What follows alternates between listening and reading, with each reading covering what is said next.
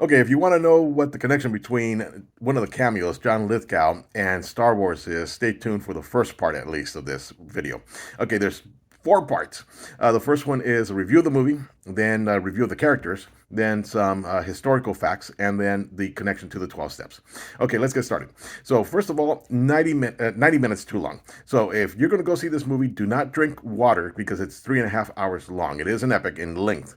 And you definitely do not want to be going to the restroom. Don't be wearing an adult diaper. Just I was able to hold it, and it's funny because when the credits come up, I'm like, oh, I have to go to the restroom, and there was a bunch of people running to the restroom. It was a midnight showing. It was funny, and you do want to see this in the big screen as opposed to Apple TV. So, you don't necessarily need to see it in Dolby. I did. But just find a theater that is close to the restroom and. Not the movie theater, but the theater itself, and that'll be fine in case you cannot make it. Because if you're going to go to the restroom in the first half of the movie, so the first 2 hours as opposed to the last 2.5 hours. The movie does go very quickly. It did not feel like 3.5 hours. The not Titanic, but Ten Commandments was 3 hours and 40 minutes long with an intermission, and anyways, and it's not Scorsese's longest movie, interestingly enough, but definitely don't drink water. This is very important. Go to a theater that has recliner seats. You don't want to be seeing this in stadium seating. It's really just way too long for you to be sitting down in an awkward position like that. Okay, so the movie based on the 2023 movie, The Killers of the Flower Moon, based on a true story, actually based on a book based on a true story of the Osage people in Oklahoma and the murders. The movie itself is very accurate to the true events and the book and the true events. Uh, Robert De Niro plays the bad guy. I don't think that was a spoiler. And the other thing is, this is not like the book. If you really like the book, you're probably going to be very disappointed in the movie because it's not a whodunit. Very obvious. The commercials make it seem like a whodunit, but it's not actually a whodunit. Very quickly, like quickly meaning the first hour, you realize who the bad guy is. Actually, from the commercial, you probably know De Niro was the bad guy. Hopefully, that wasn't a spoiler, but it's about a young man, really. It's not Titanic. It's not a love story. That played by Leonardo DiCaprio, who comes back from World War I, has hernia, so he can't work with the uncle, De Niro's cattle rancher, and he calls himself king. He's a powerful cattle rancher who's a benefactor of the Osage people. He's it's very interesting because you have this people murdering others, and they're just interacting with them in such a loving way. He's praying over them in their native tongue, and knowing that he's going to kill them or he's killing them. And my grandma would say, "Have you no shame?" And more on that on the 20 steps. But De Niro plays a very powerful role, nothing like Al Capone in Untouchables. There, you knew he was a bad guy. He was very powerful in his performance there. And there was one scene that was really awkward and out of place. I guess they made it so that he would seem like a bad guy, but it was just really weird. It was kind of like a weird 20 Shades of Grey. It was just a corporal punishment scene where it's just not necessary. It's like, cut it out and stick it into the Blu-ray. Um, Leonardo DiCaprio is a taxi driver, and he taxis Molly, who's Gladstone's character, and they fall in love. They have a family, and he's worried about her health. Everyone around her is dying. The mother is dying. The sisters are being murdered. A whole bunch of other people. And true story. Well, more on that later. But very powerful performance by Gladstone. I actually wasn't very impressed if she was just there. And then as you see the rest of the movie and you see what's going on, you're like, wow, she really does a great job. What else? Fun fact: some white people that played Native Americans: Audrey Hepburn, Burt Lancaster, and Captain Jack Sparrow as Tonto. But they did use real life Native Americans, Osage people, and they did a great job. I understand from some other reviewers that some of the acting was a bit awkward in places, but it didn't take me out of the movie at all. It was just wonderful. Let's talk about the score. Rest in peace. Robbie Robertson. It was just I didn't realize there was a score until the end of the movie. It was when the credits come up. I'm like, "There's music." It was just so perfectly weaved into the movie and the movie itself, the cinematography. I don't know anything about cinematography, but it was just really beautiful movie to see because I felt like I was there. I felt like this blanket around me just engulfing me and putting me in the scene. It was just very powerful. So, no doubt they will receive Best Picture, or at least nominations for Best Picture, Best Actor, Best Supporting Actor, Best Actress, Best Score. It was just a wonderful, wonderful movie. Okay, so that's the first part. Second part, talking about some of the characters. Um, Lily Gladstone again. She's kind of this stoic definition of stoic. She's just enduring all this hardship, and again, the performance is just so powerful. At first, it seems like she's not acting. All she has to do is just stand there. But no, you throughout the movie, you just see how she handles it. And in true story, kind of weaving the fun fact. Historical fact. She was very devout to her church. It was some Christian church. I don't know if it was a Methodist or Baptist or what it was. But they touch on it a little bit in the movie. She goes to church. She stops going to church because she's getting very sick, and she thinks she's being poisoned. So she's able to get a message, secret message, out to her reverend, who remembers that a lot of the deaths were caused by either bad moonshine or poison in the moonshine. So he tells her, "Don't drink any liquor," and but her faith is very powerful, and really gets her through this. Leonardo DiCaprio, normally we see him again playing these powerful leading man roles, and here's kind of like a country bumpkin, making mistakes and thinking he's very clever and getting himself into trouble. Robert De Niro again, just Robert De Niro, powerful performance, nothing like Al Capone again. And let's go into some of the cameos. John Lithgow. So I'll tell you what the connection is with Star Wars. He's the voice of Yoda, not Frank Oz in the movie, but actually in the radio series. So if you listen to any of the Star Wars radio series from the originals movies, that's John Lithgow. When I saw him, I wasn't taken out of the movie. I wasn't really taken out of the movie either with the other cameo, which was Brendan Fraser. But the way they panned into him was just kind of awkward. It was like I felt almost dizzy, like a vertigo. And I really didn't think, when I saw him, I was like, "Hey, the mummy." It was more like the whale. He really should have lost weight. Although, interestingly, he actually really does look a lot like the actual lawyer. But when his whole scene, when he's doing this big court scene drama, he makes a big drama out of it, and it almost seems like it was just really kind of awkward. Really, basically, he's the lawyer for King, which is De Niro's character, who's being charged with murder, and they all of a sudden stands up and says objection, and we're like, can he do that? As the court even started, and he's saying that DiCaprio's my client, and it's like, okay, how are you he's with the FBI protection program, how are you going to be his client? You're protecting this, you're the lawyer for the uncle, and but they end up allowing him to speak with them, so no doubt he ends up changing his opinion and siding with the uncle. But it almost seems like they took all this Johnny Cochran nonsense and boiled it down from the O.J. Simpson trial, and just smashed it into 5 minutes and had him do that. It was just really weird. What else? Okay, that's kind of it for the cameos. And so the historical fact. So going into that's kind of the end of the movie. It's a great movie. Definitely would see it again. Powerful performances. Historical fact. So the Osage people were moved to Oklahoma. They did find oil. They were the richest people on the planet for a few years at least. And that's a sad tragedy. Chris Stuckmann, who has his movie review channel, Chris Stuckmann, sorry, brother. Wonderful review, but he makes a really good comment. He says, we need to remember the past because it can, repeat itself in a very bad way. And you're talking about, the Native Americans. Okay, first of all, women weren't allowed to vote, weren't given the right to vote until 1920s.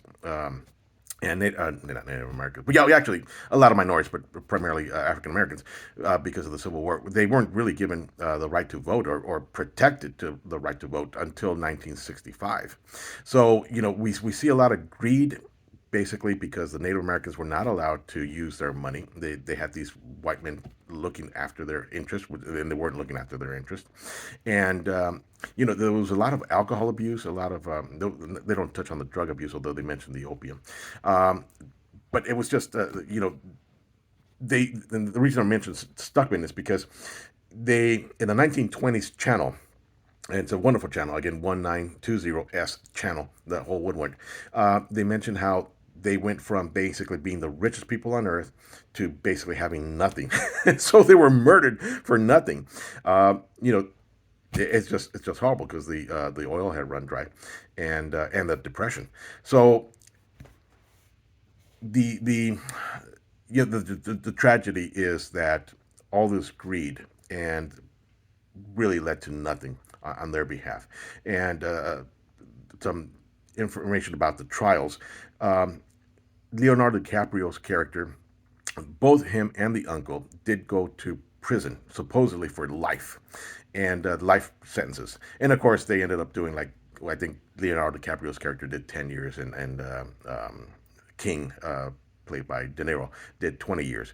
They both lived until ripe old ages. De Niro's character lived until 80, 81, 80, 84, something like that. And De Niro, not De Niro, but Leonardo DiCaprio's character until 91 and 91 years of age. So they lived ripe old age, although he ended up dying kind of penniless. But it's just tragic again. Just greed gets you nowhere. So going into the last part of this, talking about the 12 steps. The 12 steps are basically Alcoholics Anonymous 12 steps that were taken and made into Christ based by Celebrate Recovery. And more on that, take a look at celebraterecovery.com. Famed pastor Rick Warren of Purpose Driven Church, Purpose Driven Life, yeah, Purpose Driven Church also, but came up with this 32 years ago, and 7 million people, including myself, attribute success to this program called Celebrate Recovery and the 12 Steps, and helping them. In my case, my father died in December, and I had a lot of grief and guilt, and going through these questions, series of questions in a group, really helped me. They don't judge, they don't fix. You just are able to get a lot of stuff off your chest, and only 1/3 of the people actually go there for chemical dependency or alcoholism. Everybody else is there for anger management and codependency, which you see a lot of. So enough of the commercial. So you see a lot of codependency. You're like, why do these women marry white men knowing that they're taking advantage of them? And codependency, which is just reliance, unrealistically unhealthy reliance on somebody else. And in the case of Molly, she hears the testimony of her husband saying, yeah, I killed such and such, and she still didn't want to believe it. She's like, no, no, no, no, no. And in the movie, you're like, you're thinking about his character. Says, how dumb are you? Do you understand that your uncle's basically going to force you to kill your wife and kids, and to get the money, and you, because he has them sign a not testimony, life insurance policy. He's like, do I really want to sign this? I don't want to sign this. Yeah, yeah, you do want to sign this, and it's like. He's gonna knock you off, fool. But anyways, so again, the codependency, and let's talk about that. Both Leonardo DiCaprio's character and the brother in real life were very, very loyal to the uncle. So you have this misplaced loyalty, and just it's not just misplaced loyalty, but it's just a scam. It's just you're going around killing people without even giving it a second thought. There's a scene, a very powerful scene. I wouldn't have noticed it unless another reviewer, Grace from Beyond the Trailer, a wonderful, wonderful review. I think actually it's probably the most accurate review of the movie. So again, Grace Beyond the Trailer, and actually the channel is called Beyond the Trailer, and the reviewer is Grace. And there's a scene in there, and it's very quick. It's very dark too. It's like, what just happened? Basically they said, you can go to prison or jail for kicking or killing a dog, but nothing happens if you kill a Native American or Indian. And it just goes to show again the lack of respect for life, and for ethics, no integrity, no scruples, really. So again, from a 12 step, you have the greed. There's a scene in the beginning where this car salesman is on his knees begging the Native Americans to take the car, and they're like, oh, okay, because he's telling them, some of my kids are dying and all this, and they say, okay, we'll take the car. He goes, oh yeah, if you ever need if you get a broken window or the tire goes flat, you come back and we'll sell you another one. And it's like, oh my goodness, what a scam. And so you have this greed where you're just it's just not honest. Bottom line, you see that so much today. It's like, again, have they no shame? And you have the alcoholism. The sister And this is a very powerful scene for me. This is probably the most powerful scene for me.